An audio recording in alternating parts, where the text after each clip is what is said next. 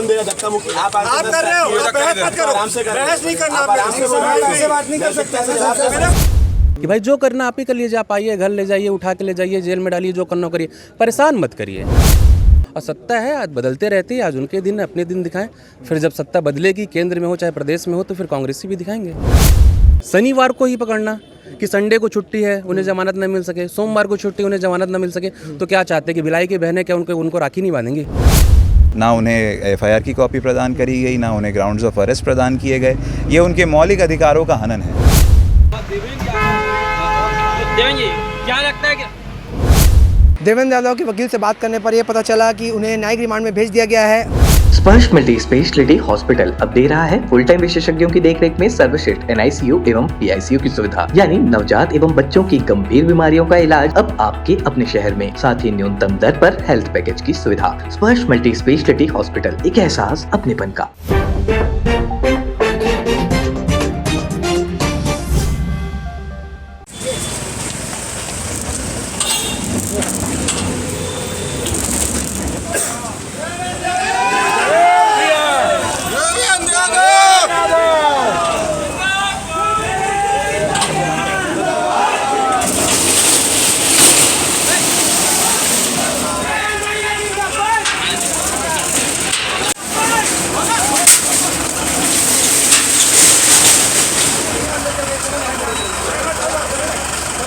Number बनाए, लेकिन ना ऊपर में भाप गाड़ी के अंदर भाप बन बनाया पूरा ड्राइवर यार।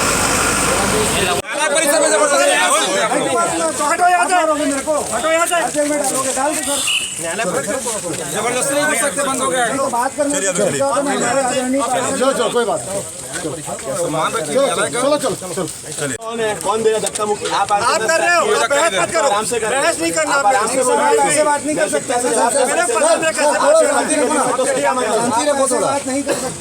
ऐसे बात नहीं कर सकते। आप करिए ना, आप बोल रहे हैं मारेंगे, मना किया है, मना किया। चलो न्यायालय परिसर है, इसका सम्मान करिए आप लोग। हम सम्मान करें, अभी ये बात की गणना करें, अभी सम्मान हमें करना पड़ेगा।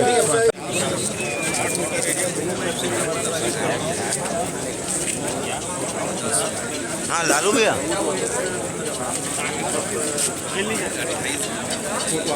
नमस्कार, तीरंदाज से मैं अभय तिवारी।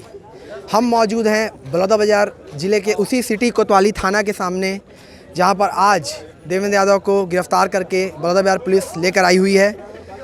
आज सुबह आपने तीरंदाज में देखा ही होगा कैसे देवेंद्र यादव को गिरफ्तार करने के लिए पुलिस सुबह 5 बजे से वहां पर मौजूद थी, और शाम को लगभग 6 बजे के आसपास देवेंद्र यादव बाहर निकलते हैं, संविधान और सफ़ेद झंडा दिखाते हुए कहते हैं कि लड़ेंगे और लड़ेंगे।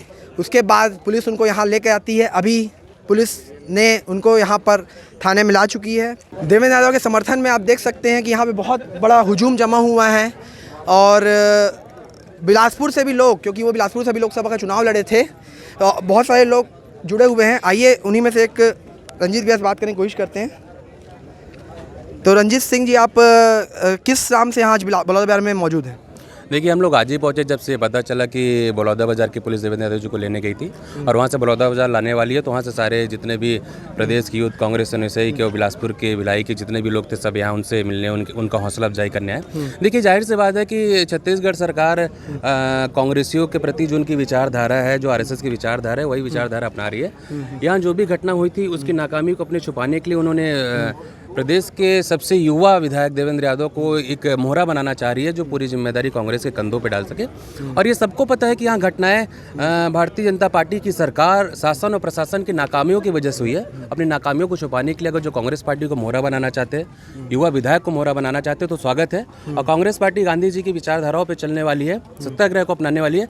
हम स्वागत करते हैं। आप जितने भी धाराएँ लगाए हम पे, जितने भी केस करे, जेल में डाले, सारी कांग्रेस पार्टी देवेंद्र यादव के साथ कंधे से कंधा मिला के खड़ी है, और इस लड़ाई को हम आगे तक लड़ने के लिए तैयार हैं। तो आप संविधान में भरोसा करते हैं, बोल रहे हैं सत्याग्रह की राह पे चलने, तो फिर आप लोग यहाँ मौजूद क्यों हैं? फिर क्या करना चाह रहे हैं? तो आज़ादी के लिए तो रात में भी लड़ाई लड़ी गई थी ना।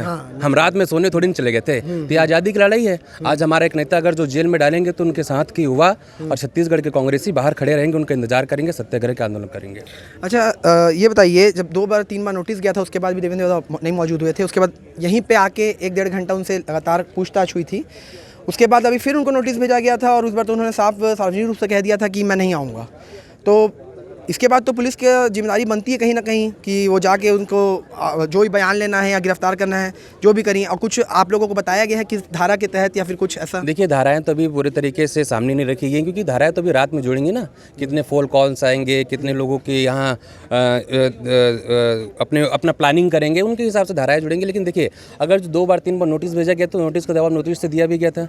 और जब देखा जाता जो समय दिल्ली में थे, जब उनके घर में पूरी प्रशासन घुसी थी, उनके लोगों को परेशान कर रही थी, और उसके बाद देवेंद्र यादव जी यहाँ आए थे, ऐसा तो नहीं आए नहीं थे, तो क्या उस समय आप सवाल नहीं कर पाए थे? या फिर बाद में आपकी शायद सरकार ने नए सवाल जोड़ दिए थे कि आप नए सवाल करिए इसलिए? और लगातार जब पता है कि आप परेशान कर रहे हैं तो परेशानी का हल तो यही होगा ना कि भाई जो करना आप ही कर लीजिए, आप आइए, घर ले जाइए, उठा के ले जाइए, जेल में डालिए, जो करना करिए, परेशान मत करिए। आपको जो जिम्मेदारी शायद सरकार से मिली है उसको निभाइए आप। और सत्ता है, आज बदलते रहती है, आज उनके दिन अपने दिन दिखाएं, फिर जब सत्ता बदलेगी, केंद्र में हो चाहे प्रदेश में हो, तो फिर कांग्रेसी भी दिखाएंगे और ये वही अधिकारी हैं। पिछले साल रंजीत भैया एक फोटो बहुत वायरल हुई थी जिसमें देवेंद्र यादव के वहाँ तक भी राखी बंधी हुई थी।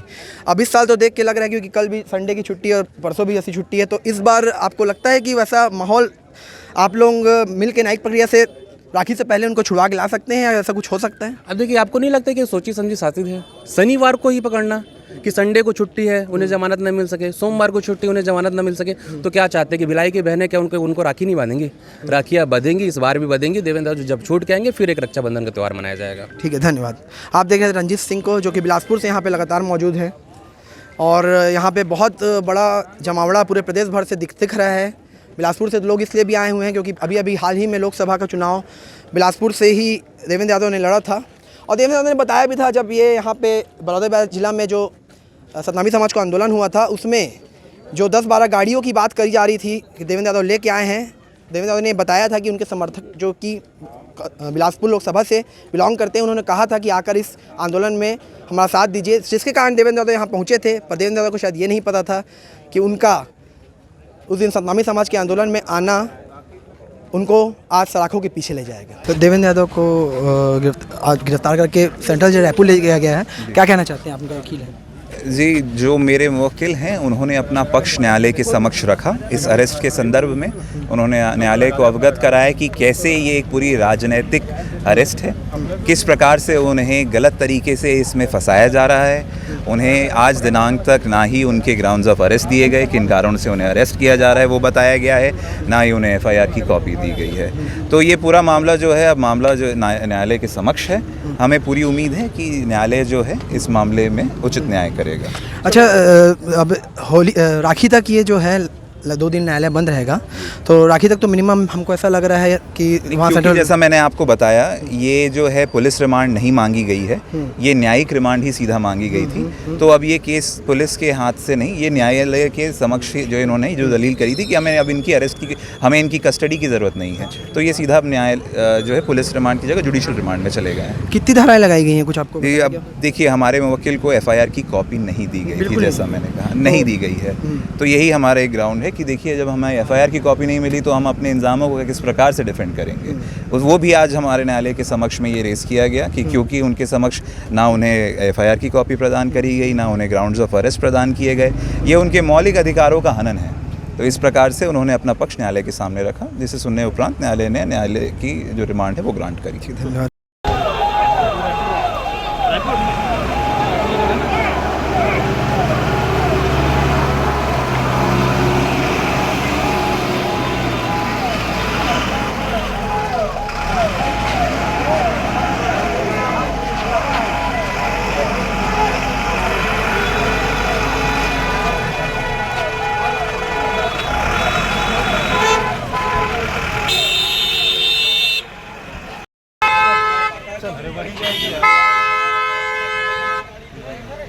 इधर से ले जाएगा लखेश, इधर से बैरिकेड खोलते हैं मन।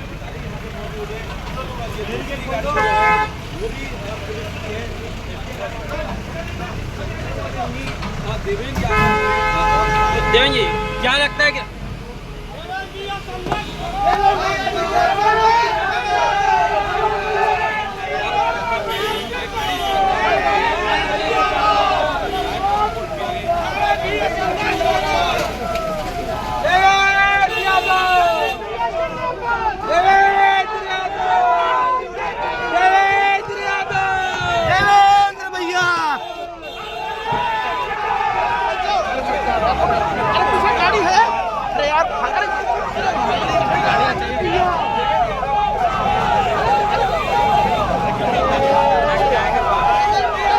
देवेंद्र यादव के वकील से बात करने पर यह पता चला कि उन्हें न्यायिक रिमांड में भेज दिया गया है और पुलिस जो है उनकी ग्राउंड ऑफ अरेस्ट को बता नहीं रही है, किस धाराओं पे उनको अरेस्ट किया गया है ये नहीं बताया गया है और पुलिस उनको अपने रिमांड में ना रखकर न्यायिक रिमांड में भेजी है, जिसके कारण उन्हें सेंट्रल जेल रायपुर में शिफ्ट कर दिया गया है। हम लगातार यहाँ की जेल में खड़े हुए थे पर पुलिस ने उन्हें रायपुर की जेल में शिफ्ट कर दिया है और खबर आ रही है कि उन्हें 7 दिन के न्यायिक रिमांड में भेज दिया गया है, जिसका मतलब देवेंद्र यादव की जो राखी है, पिछले साल उनकी राखी की बहुत चर्चा हुई थी, दूर दूर से बहुत सी महिलाएं आकर उन्हें राखी बांधी जिनसे उनके आधे हाथ भी भर गया था।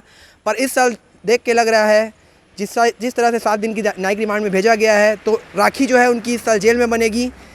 अब देखते हैं आगे इस प्रकरण में क्या होता है। बलौदाबाजार प्रकरण में आगे की जितनी भी जानकारी होगी वो आप देखने के लिए देखते रहिए। तीरंदाज लाइक कीजिए, कमेंट कीजिए और सब्सक्राइब करना ना भूलें। धन्यवाद। खुश है तो फिर खुशी मना ले, छोटा बड़ा केक मंगा ले, संगम में मिलता है बढ़िया केक, संगम में मिलता है बढ़िया केक। तीरंदाज।